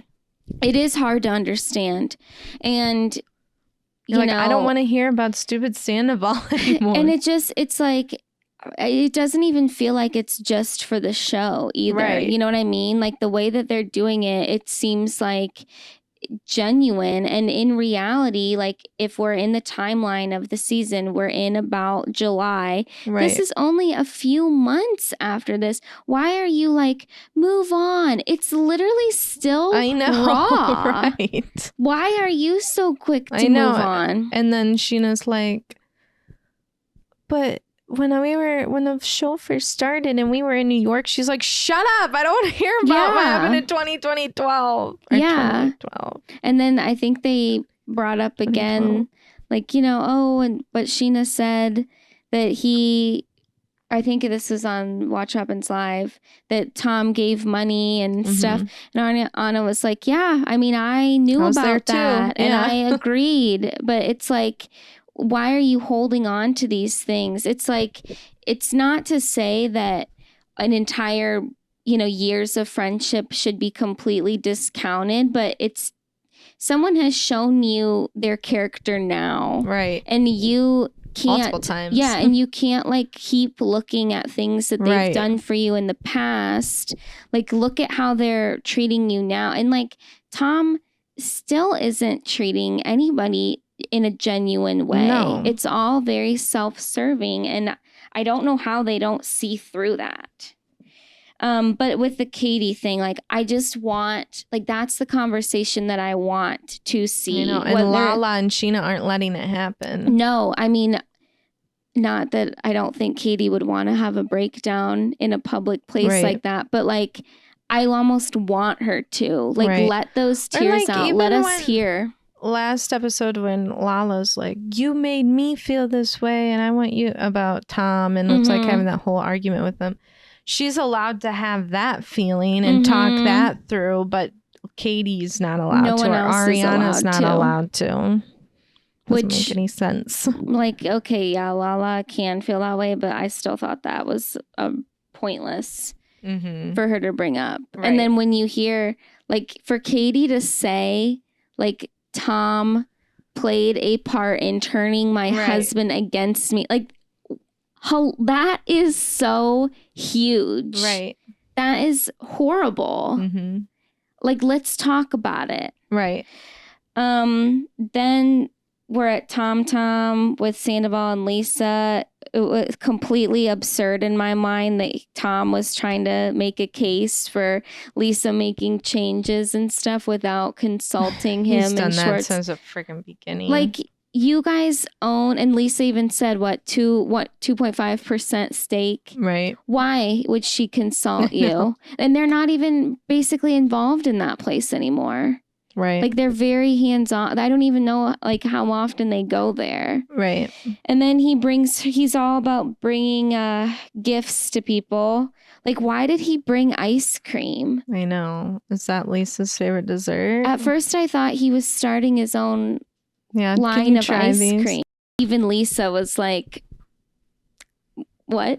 It was lavender honey and cookie dough or something. What? And then, they talk about Rachel. Oh, Tom, I'm so worried about Rachel. And then Lisa says, I spoke to her. And I was like, did you? Is this real? I know. Because we heard from Rachel that they wanted her to have a sit down on camera. Right. And I think we had heard that, like, Rachel kind of said that Lisa had been in communication, but I didn't realize that they had, like, a real conversation. I'm sure if they did, it wasn't very long. It really did, though, seem like that was a producer thing. Like, okay, let's close this chapter. Right. This is how we're going to finish that out. Tom. Yeah. Stop talking about her, basically. And then how Lisa said, Tom, she said that you said life is lying. Like, oh. Sorry, but I believe that. I believe that 100%. Okay, then Lala and Lisa are having a conversation. Also, like, Lisa is weaseling back in as a main character. I know. I noticed that too. And I'm not sure I feel about it because I feel like she's like instigating stuff. I know. On one hand, like the conversation here with Lala, I thought that, and with Scheana, like those I think are the roles that are fine, right, where she's like an ear to listen to, a confidant, right, whatever. But then when it's the Sandoval stuff, or even the sit down we had previously, right, when she kind of manipulated Lisa or Scheana and Lala, like that felt really forced. I didn't like it. So this was the kind of first big conversation that we had about the sperm donor thing with Lala, and Lisa was kind of like, wait, but why don't you wait?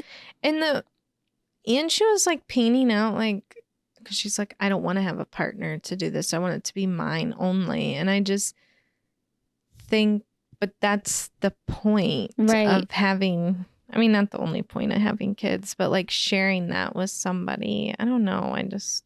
I think she's just still so broken. I do think that those comments are going to be very hurtful to her daughter, her Ocean.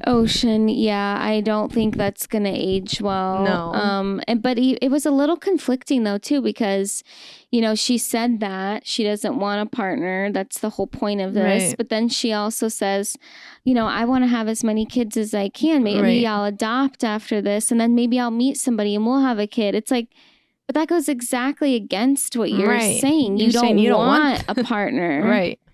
So I don't know. And then on the after show, she was like, well, I always, I've been having it in my head about having another kid, and then seeing how Easton and I were so close in age, and just Ocean having friends with, my friends, the castmates and stuff. That's been so nice.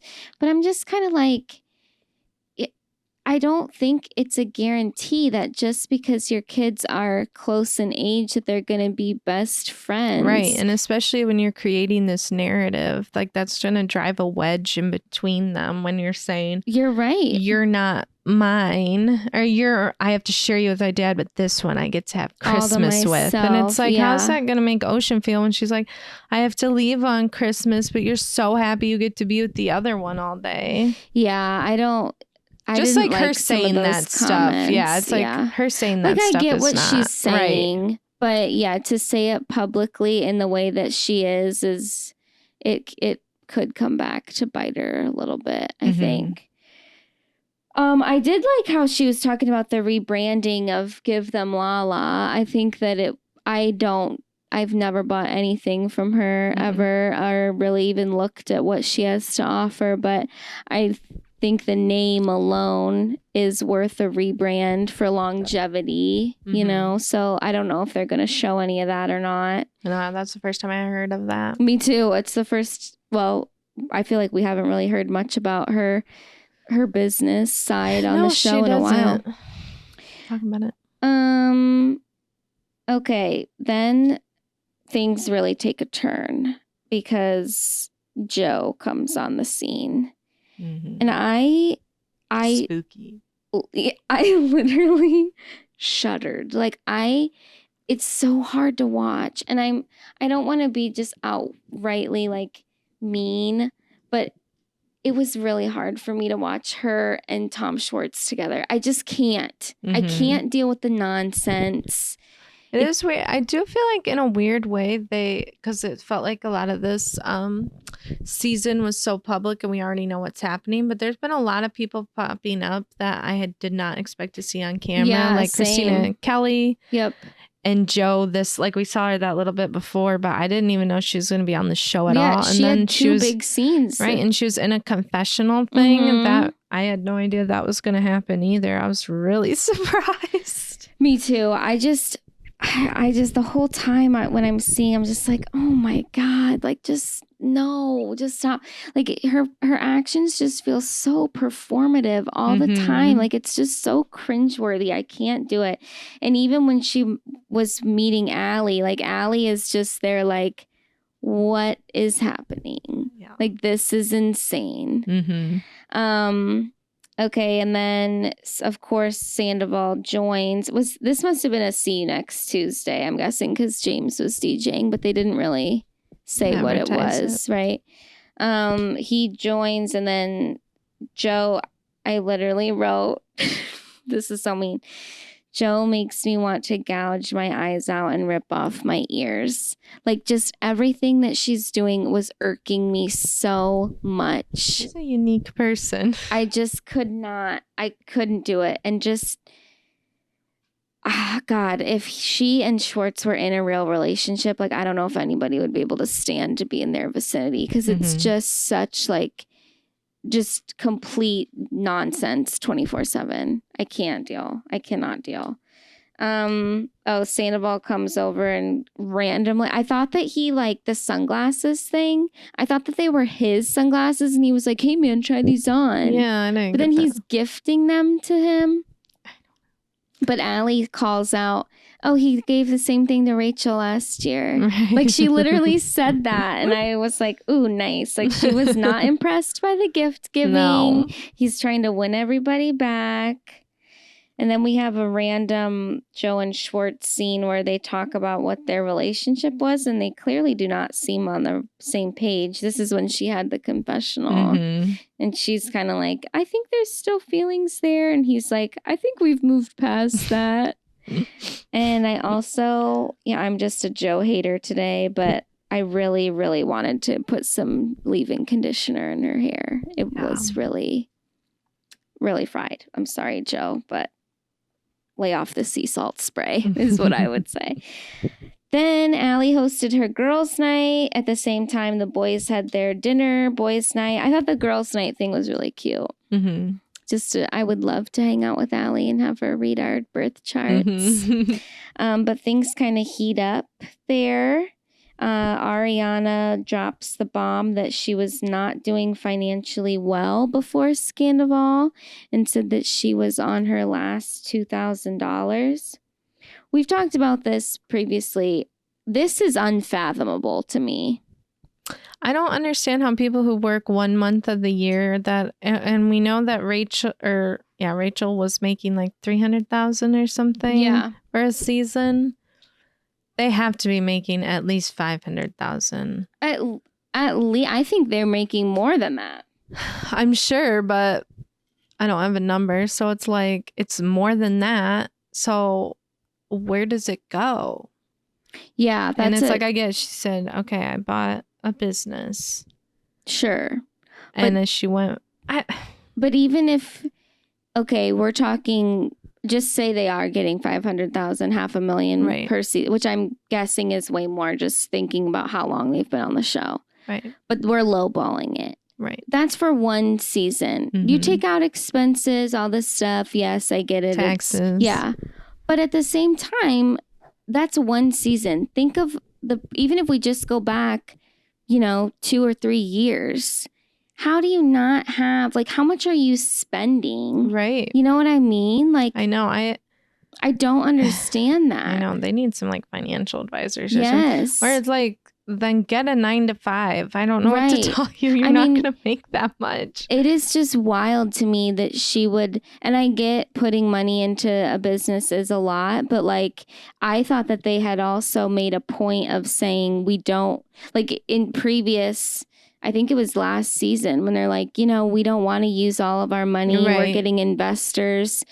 Okay, well, was that flat out not true? Or Right. are you making some excuse for why you weren't financially stable? And I don't know if maybe she gave more because she technically had like a second person's income and felt comfortable giving more back at that time or what. But that is just, I mean, if she is making the money that she's making, even living out in, you know, California, and she was that strapped, like, I have no hope for myself. I know. I was kind of thinking that too because, and I remember like, you know, that one season when they all bought their houses and they were all still in those super crappy apartments. It's like, how much do you need to be making to live out there? My goodness. Like, I know it's expensive, but to me, it just seems like that is poor financial, you know, management, poor money management. Like, you need an advisor. You need, if you seriously, you've been on this reality show for like 10, you know, years or however long, longer than that.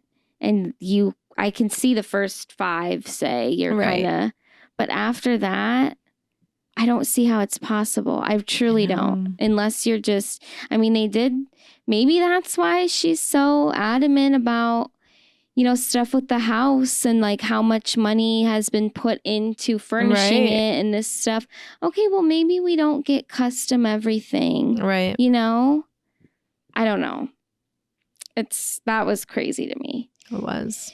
And then after that with the girls, things just kind of get a little heated between Lala and Katie. And again, like Ariana really, like she kind of like backed away from that and let the fight unfold in front of her. And I don't know if, I think her not wanting to be involved is like a good move, but it also is a little weird that like, you know, Katie is really, she just really is going to bat for Ariana. Like, I don't know. I just feel like Ariana's really holding back stuff. Yeah.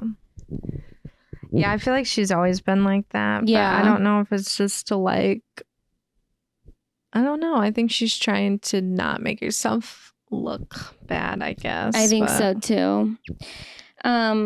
It basically was just over the James Kennedy stuff, and I think that just also, like, they're having this conversation almost as if Allie, like, wasn't there, too. Like, Ariana is saying, you know, without, in less words, like, oh, if he's going to be chummy with him, then I'm not going to be around James. Right. But where does that leave Allie then? Like, because you like Allie, and Allie is... she hasn't been around this as long as everybody else, and she's just kind of tolerating Tom Sandoval. I don't know. I thought that was a little awkward, and I'm sure that Allie felt awkward.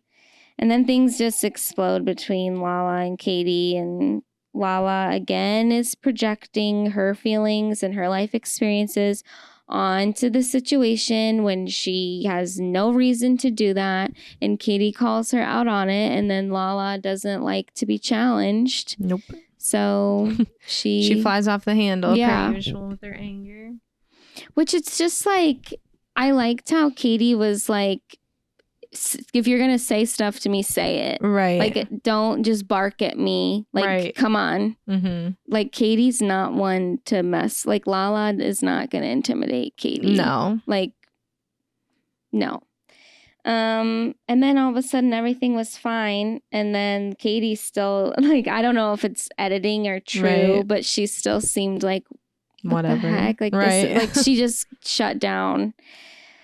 And then we just go over to the boys' night side of things. And I don't know, that just seemed kind of awkward with Sandoval there. He seemed, in the shots that we saw, he was really like disengaged too. And it was almost like he was just waiting to bring the conversation around him and the Rachel thing. And then he kind of made it seem like, oh, yeah, you know, it's my idea to end things with her when he's blocked. Yeah. So that was kind of dumb. He's just throwing himself a pity party. And then that was pretty much it. And then we had the mid-season trailer. Did you watch that? Mm-hmm. What were your thoughts? I just don't know. It does seem like we're getting different. Yeah, you're so like just so frustrated, I think, with the dynamics. I know. I just think they won't be hanging out.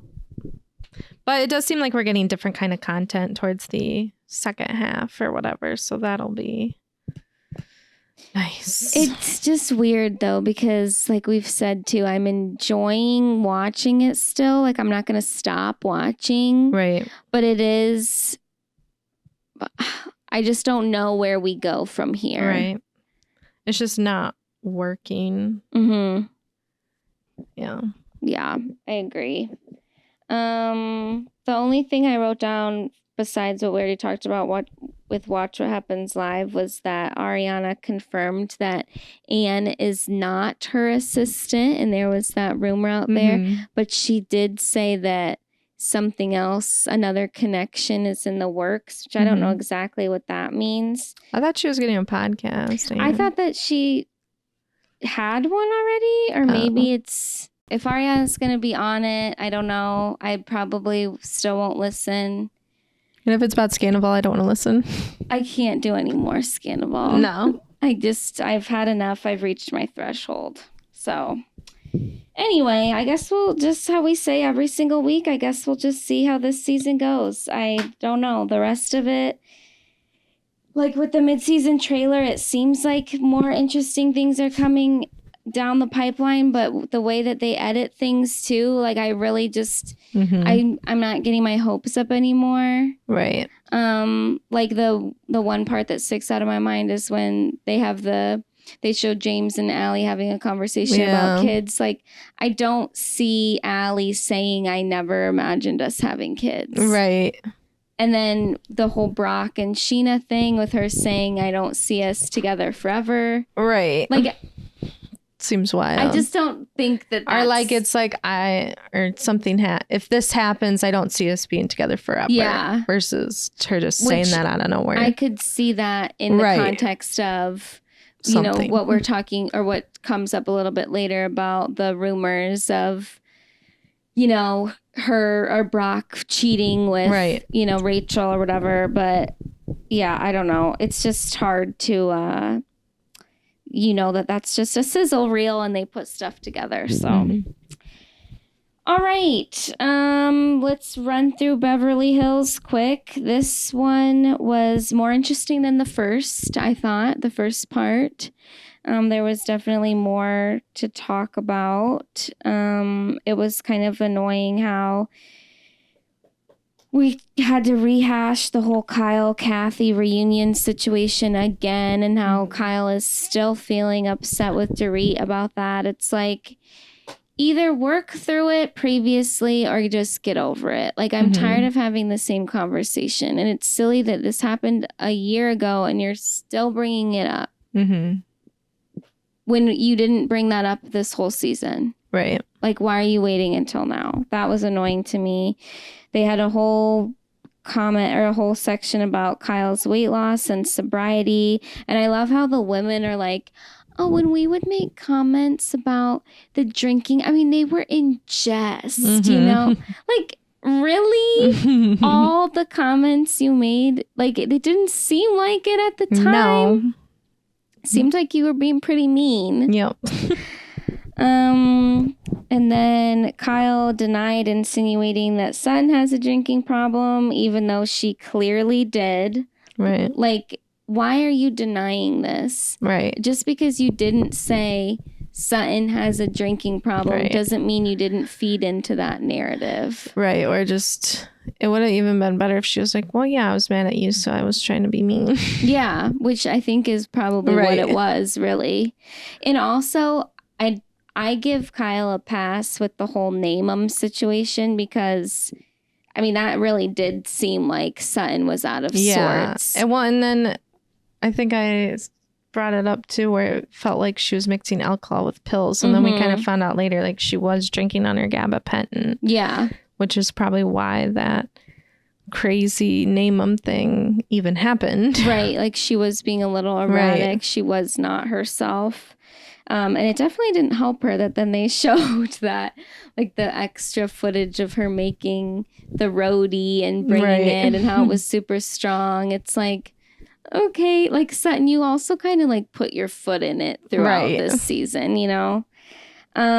We had the classic housewife fight of you're not showing enough of your life on this show.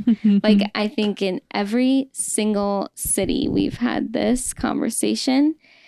And I think we talked about this, I can't remember if it was last episode or just like earlier throughout the season, but it is, I don't know, like with Kyle, yes, she has been on the show for so long. So a lot of her life has been shown on the show, but there also have been plenty of things that she's kept close to the chest. Right. But with Sutton too, like the stuff with her ex-husband, I feel like all the emotion that is surrounding that is new that we saw a little bit of this season. Like through the other seasons, I don't recall Sutton ever really even talking about that part of her life. So I guess I can see a little bit where Kyle is coming from. Like it does feel like Sutton is majorly picking and choosing what to show. And that must be frustrating if you have shown so much.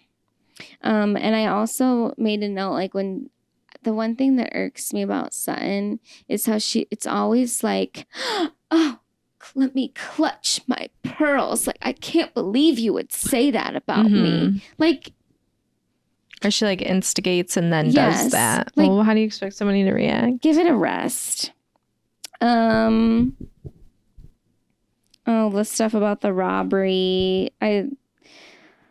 They had, when Andy goes, Dorit, you were the victim of another horrific robbery with the shopping cart thing. The look from Garcelle and Crystal, it was like so eye-rolly, so like, this is absurd. Like, I was like, damn. I didn't like how Garcelle wasn't owning how she totally questioned. Right. Like, girl, you said it. Right. Like, just own it. Right. And if you have intel, please let us know. I know. You know what I mean? I don't know. We talk about PK and Dorit's marriage. She's like, oh, we're better than we've ever been, which I kind of don't believe. The Tom and Erica stuff. She was mum about the victims. The dementia stuff that Crystal was... Like, I don't... Like what Erica said too, like, if you want to say something, then say it. Right. Like, that's something that kind of annoys me about Crystal too, is like, you're going to allude to something and then... Not say it. Or you have no facts to back it up. It's like the Sutton dark comment all over again.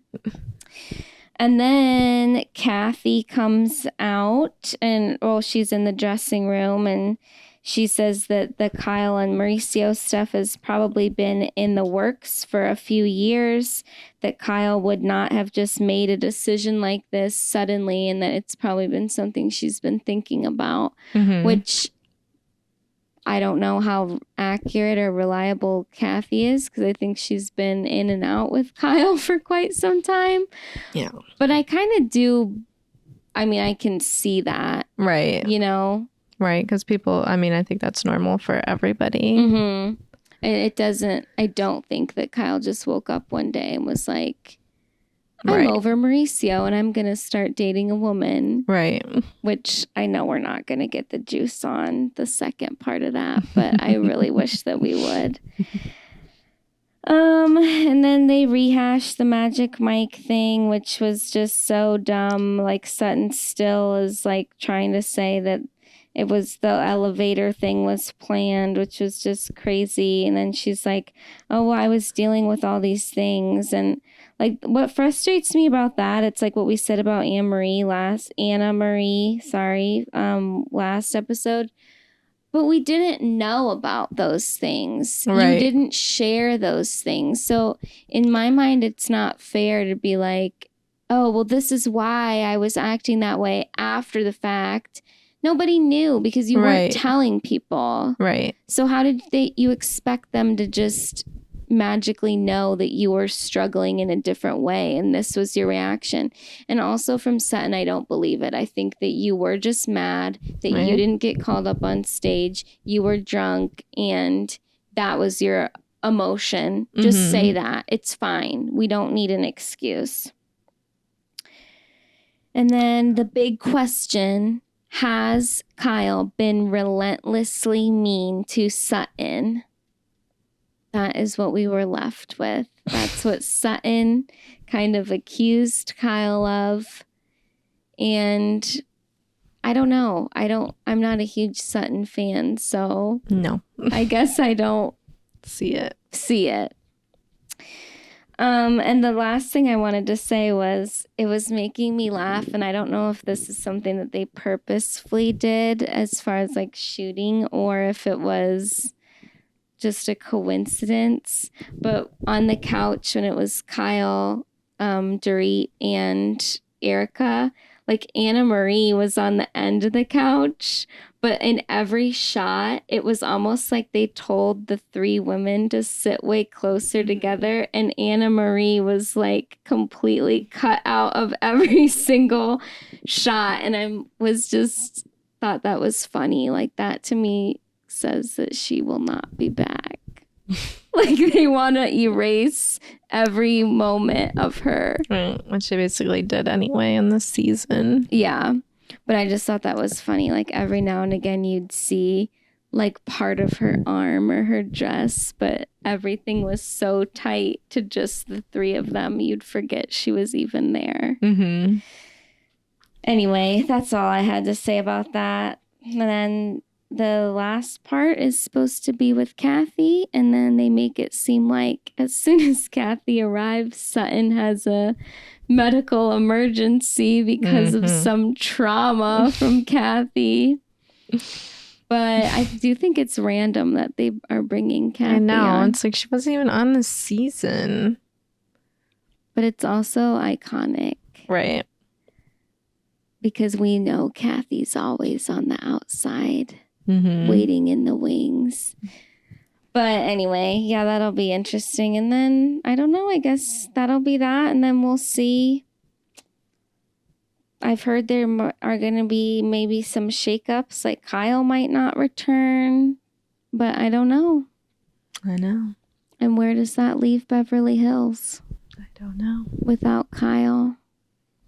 Nothing I'm interested in. I know, we've been so checked out of this season, and it's annoying because I thought it started out like we were hopeful, but it really just turned us off. No, there wasn't anything. It was just vaguities all the whole time. And then as soon as VPR started, we like shifted over and didn't care anymore fully. I don't think we're alone in that. But are you gonna watch Bet It All on Blonde? Erica's little thing? That thing? No, probably not. I thought about, because I can't tell, is it like a 2 or 3 part special, or is it just one? I didn't even look at that. I didn't look either. It sounded like it wasn't that long. I thought about just checking it out to see, but I don't really care that much, so I don't know if I would have interest. Right. But I don't know. I think she dishes a little bit more about the Tom stuff. But even that, I don't really care about anymore. Like, I already have my opinions. I am over it. Right. You know? All right. Well, do you have any other thoughts in general? No. Okay. Do you have a recommendation this week? Guess I didn't think of one. Well, I was hoping to recommend a book, but I did not like it. Oh, no. So I'm not going to recommend it. Maybe watch Poor Things and let us know what you think. Yeah, I would like to hear some other people's opinions about it. No, it seems pretty mixed. Yeah. You know the other movie that I wanted to see, I think you have to buy this one too, was that Anatomy of a Fall. Yeah, I have to buy it if I want to watch it, which is kind of annoying. Is that just on Prime, or is it I think I saw it on Prime. I feel like it's probably available somewhere else. So if we have to buy it, then it's available on multiple usually. But yeah, I wanted to watch that, and especially since the little dog got such a shout out at the Oscars. Yeah, my recommendation is going to be that little facial scrub that I got from Trader Joe's. It was like a little like microdermabrasion thing, and it was like what, $5 I think, and so I didn't really expect that much. And I will say the first time I used it, it was just when I was washing my face and not in the shower, and it felt very abrasive and I was scared, but it didn't leave my face red. And when I use it in the shower, it is more of like a softer feel. But they say on the directions to massage it in for 2 minutes, which is a really long time to be like rubbing your face like that, especially when it wasn't in the shower and it was kind of hurting me. But after like the next day, like I really did notice my skin felt a lot softer. Well, it's like first you have to pre-cleanse, then you have to use your regular cleanser for 60 seconds, and then now you gotta scrub for 2 minutes. I know. It's like, dang, it already takes long enough. Like what we said last week, like our nighttime routine turns into like a freaking hour situation. Or more. Yeah. But I would recommend that. I mean, it's not a huge container or a huge tube, but you don't use a lot of it. And I don't know, it was just something that kind of surprised me a little bit. So anyway, well, thank you so much for listening, and don't forget to give us a review, a rating, maybe a comment. Only positive, please. Don't forget. And we will see you next week. Bye.